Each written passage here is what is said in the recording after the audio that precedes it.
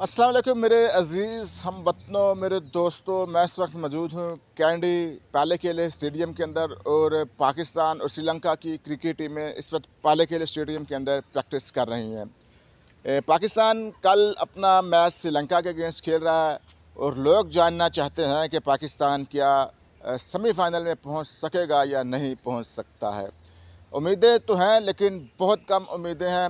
अगर मगर पर सूरत हाल है और हमेशा से यही सूरत हाल रही है, लेकिन इस बारी अगर मगर भी थोड़ा सा ज़रा सख्त हुआ है और सख्त इस तरह से है कि पाकिस्तान को श्रीलंका को अच्छे रन रेट से हराना होगा। और सबसे पहले जो आज मैच हो रहा है इंग्लैंड और न्यूजीलैंड के अंदर, कोलंबो के अंदर, वो इंग्लैंड को हर सूरत में जीतना होगा। आज का मैच कौन सी टीम फेवरेट है, इंग्लैंड है, न्यूजीलैंड है, इसके ऊपर भी हम गुफ्तगू कर लेते हैं। किसके ज़्यादा चांसेस हैं ये भी हम देख लेते हैं।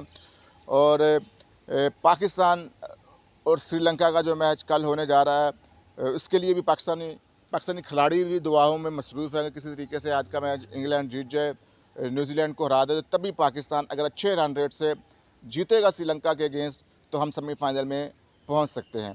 अब बात कर लेते हैं कोलंबो के मौसम की। तो कोलंबो में इस वक्त मौसम सनी है, सूरज निकला हुआ है, कड़क कड़ाके की धूप है, क्योंकि मैं तो इस वक्त कैंडी के अंदर मौजूद हूँ और कैंडी में इस वक्त बादल बने हुए हैं।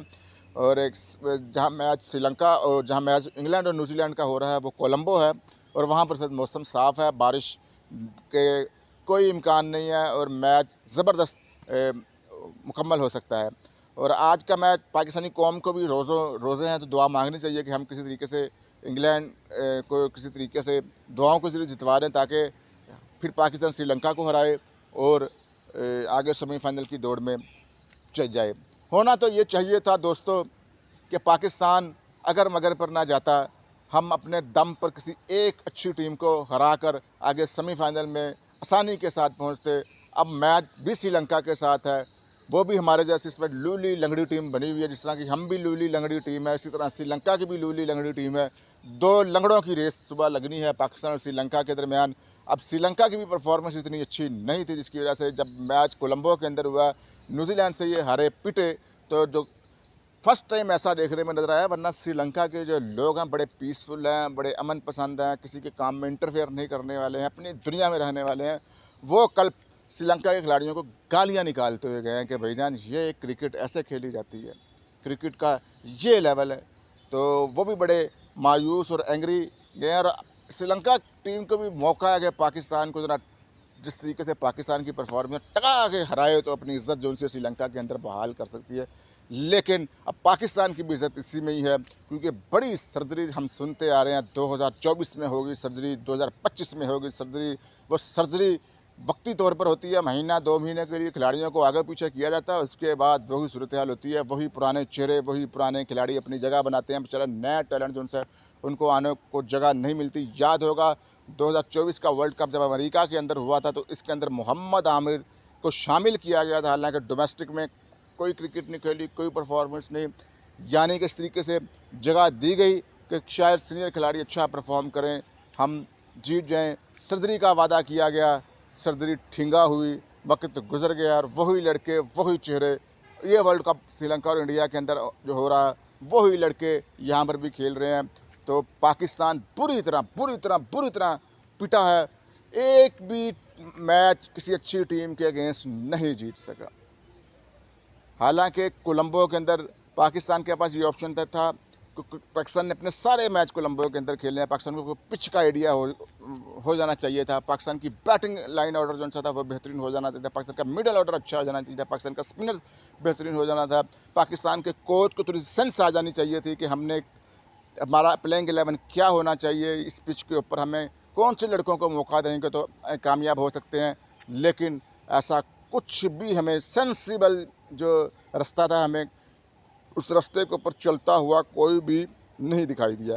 और पाकिस्तान इंग्लैंड से भी हारा। हम ऑलमोस्ट, हमारा टारगेट इतना अच्छा नहीं था, हम फंस के स्कोर करने में कामयाब हुए थे। 163 164 में आई थिंक हमने फंस के स्कोर किया था। सवाए साहबजादा फरहान को अगर निकाल दो तो पूरी टीम की परफॉर्मेंस आपके सामने है।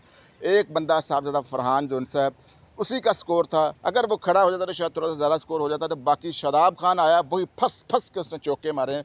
कोई एक भी शॉट जोन सी थी जिसको पता लगता हो कि यार आपने इतने अरसे से क्रिकेट खेलते आ रहे हैं, पता लगे कि यार एक बल्ले पर आपने रख कर गेंद को बाउंड्री से बाहर मारा। कोई ऐसा सिस्टम नहीं है। बल्ला मार रहा है, पैड नूं लग के बाउंड्री ते जा रही है, बल्ला मार रहा है, एज हो रही है तो पिछे नूं जा रही है।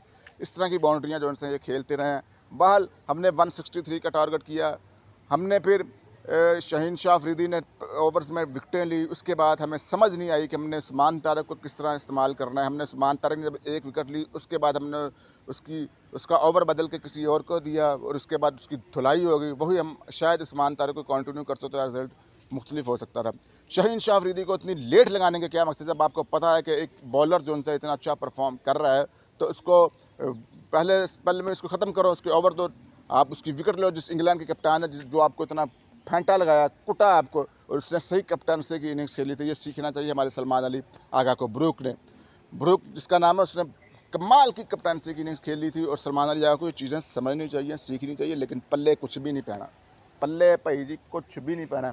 तो श्रीलंका की टीम इस वक्त जा रही है प्रैक्टिस करने के बाद। अब पाकिस्तान की क्रिकेट टीम यहाँ पर इस मैदान में आएगी, प्रैक्टिस करेगी 3 घंटे। बाबर आजम साहब पावर हिटिंग करेंगे, मैदान के अंदर फ्लॉप हो जाते हैं। बाल हम तो दुआ करते हैं कि अल्लाह करे पाकिस्तान श्रीलंका से मैच जीते, अच्छे मार्जिन से जीते, अच्छे रन रेट से जीते, सेमीफाइनल में पहुँचे। लेकिन दोस्तों, मैं इसके ख़िलाफ़ हूँ कि हम जिस तरीके से अगर मगर दुआओं के आसरों से ये जीत जो ले रहे हैं, दिल नहीं मुतमईन होता। दिल यही मुतमईन होता है कि लड़कर अच्छी, आपको ऊपर इतना पैसा लगता है, आपको इतनी तनख्वाहें मिलती हैं, आपकी इतनी प्रैक्टिस ट्रेनिंग करवाई जाती है, आपको जिम भेजा जाता है, आपको मामूली से इंजरी हो जाए तो आपको इंग्लैंड में इलाज के लिए आपको फ़ौरी तौर पर भेज दिया जाता है। अगर ये सब कुछ एक आम बंदे के साथ हो रहा हो ना, तो वो जिन बन जाए, जिन भूत बन जाए। लेकिन बहरहाल ये सिलसिला भी पाकिस्तान में चलता रहेगा।